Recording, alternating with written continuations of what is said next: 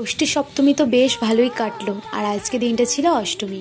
এতটা কষ্ট লাগছে যে আর দুদিন পর পুজো শেষ, আর আবার আগেকার মতন ওই নর্মাল জীবন শুরু। ঘড়ির কাটাকে তো আর আমরা আটকে রাখতে পারি না, তাই না? তো যাই হোক, এবারের অষ্টমীর সকালের পুজো বেশ সকাল সকাল হয়েছে, আর আজকে আমরা সবাই ঠিক করেছিলাম সবাই শাড়ি পরবো, কিন্তু সকালের পুজোটা এত তাড়াতাড়ি ছিল তাই আর সকালে পড়িনি, খ্যানের পুজোর সময় পড়েছিলাম। সকাল সকাল স্নান করে চলে গেছিলাম ঠাকুরতলায় সকালের পুজোটা দেখতে। ওখান থেকে পুজো দেখে বাড়ি এসে করেছিলাম আজকে লুচি আর ঘুগনি। অষ্টমী দিনটি তো এটা প্রায় সবার বাড়িতেই হয়। তারপরে পেট ভরে খাওয়া দাওয়ার পরে এবার পরবো আমি শাড়ি, আর মেয়েদের কাছে অষ্টমী মানেই কিন্তু মায়ের শাড়ি। সাত সকালে বসেছিলাম আলমারি খুলে যে কোন শাড়িটা পরবো। যাই হোক, অনেক চিন্তা ভাবনা করার পর আজকে এই শাড়িটা পরেছিলাম।